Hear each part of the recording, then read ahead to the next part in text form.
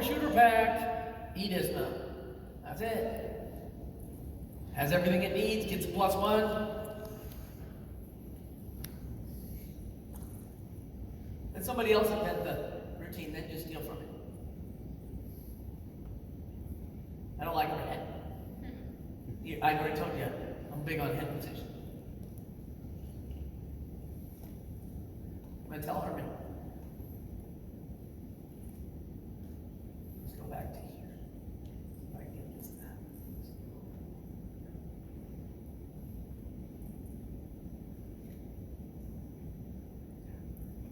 I think she might still be a little too open, but this obviously works for her. Pretty nice shape in here. Let's watch it again.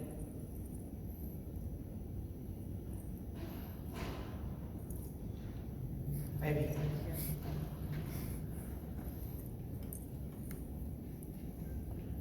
No, we don't need all that.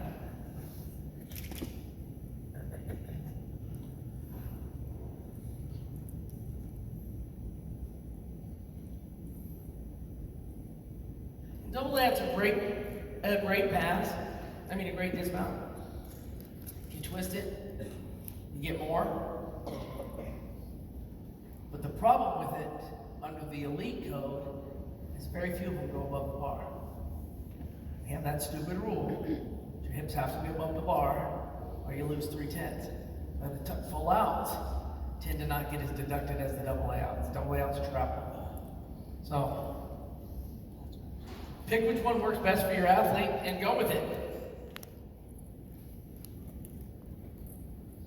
Okay, I'm gonna go through a couple double Arabians real quick. Just a real quick thing for a double Arabian. I wouldn't use a double Arabian unless you have an athlete who can't flip backwards.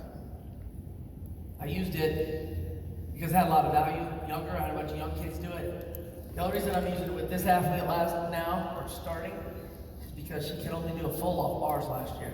She has absolutely no rotation backwards. You're kind of picking up a little rotation forward. So these are really simple. They're just hard to land. So I just start with cap swing, funky looking Arabian off the bar. That's what they'll look like. And I make everybody do them so I can laugh at them. They're gonna come off the bar, that's what they're gonna look like. They should see their knees before they turn. Do that Arabian. Tortilla again. A bunch of these girls in the back said, "Can I do that?" And I said, "No."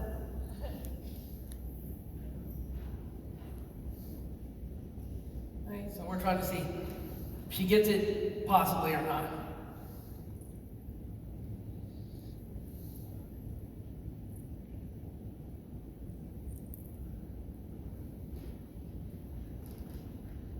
Can they cast?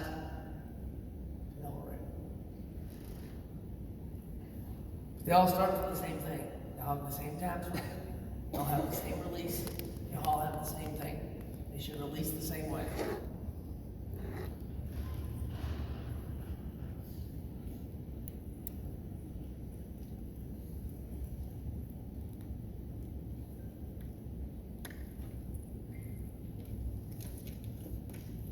Her biggest problem is her giant doesn't do that between bars. Her giant goes, it stops. She's afraid to stretch to the low bar. So regardless of what I do here, if she can't get her giants to change between the bar, we're stuck with what we're stuck with.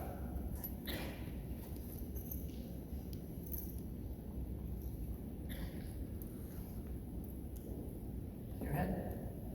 Actually, it's turning.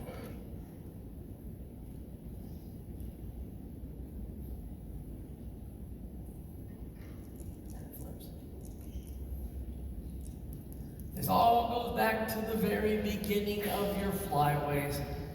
So I said at the very beginning when we started, if the flyaway is not good, you will not have these dismounts.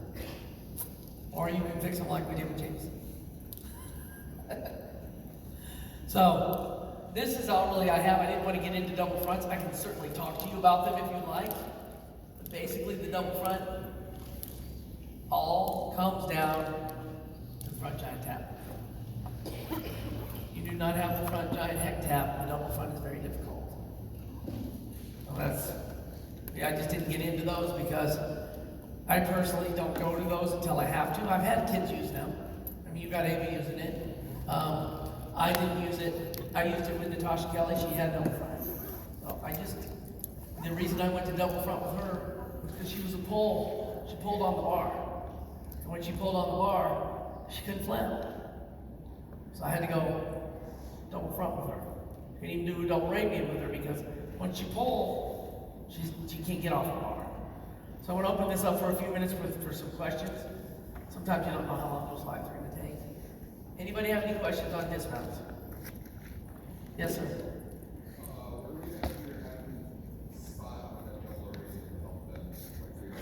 The ground. Oh, you mean when they finish? The low bar. I had 3 or 4 kids do these, and we would have them spot the low bar.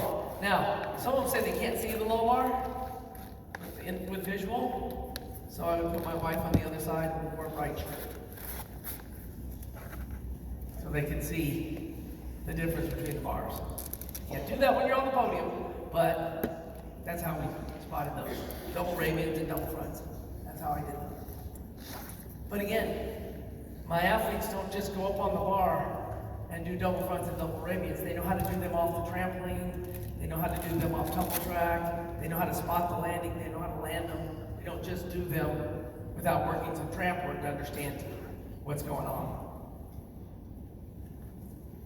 Anything else? You had one, John?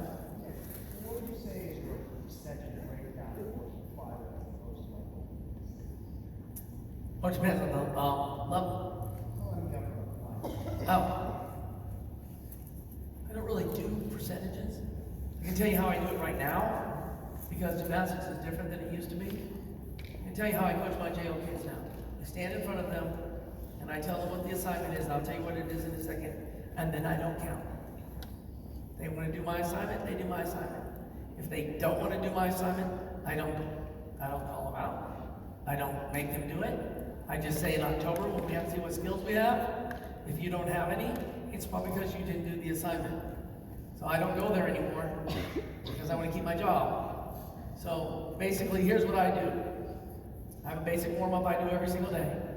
And then you have to do 5 of everything that you work. 5 overshoots or backs, 5 dismounts, 5 Jaegers, 5 whatever. Now, if you're not quick enough to get through all those every day, then you have to start with what you didn't get the next day. So let's say I didn't get to dismounts.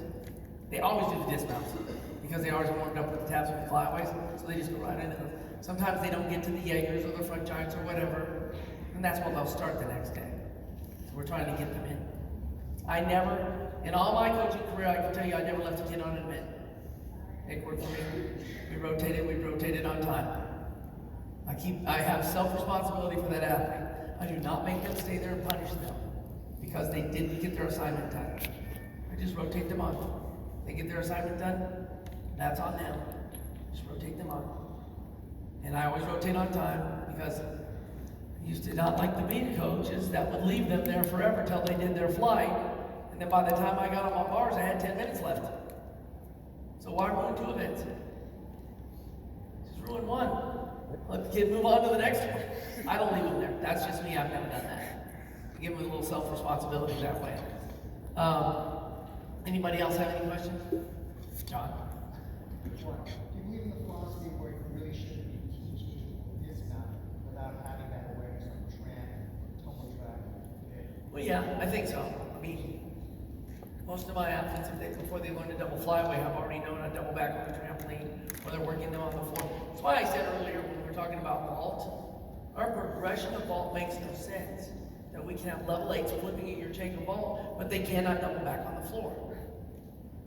It's the same skill. So yes, I do believe in that. They'll just get lost. Anybody else? John? Sometimes athletes say when they make growth spurt and gravity and awareness changes, how do you deal with that? Well, just like everybody else.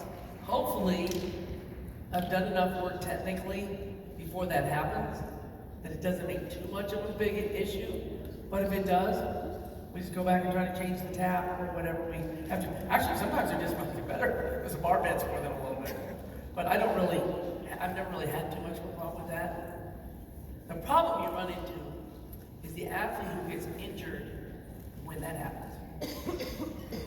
She can't keep her skills up, and she comes back after the injury, and she's not the same athlete she was before. That's tough. That's tough. Yes, sir. He wanted to know how I dealt with athletes who would go through the growth spurt and get bigger and whatever, and how I dealt with that. We know it's coming. Anybody else? If you can teach them before they're 13, you're great. Anybody else? Anything else? Thank you. Sorry I didn't go all 46.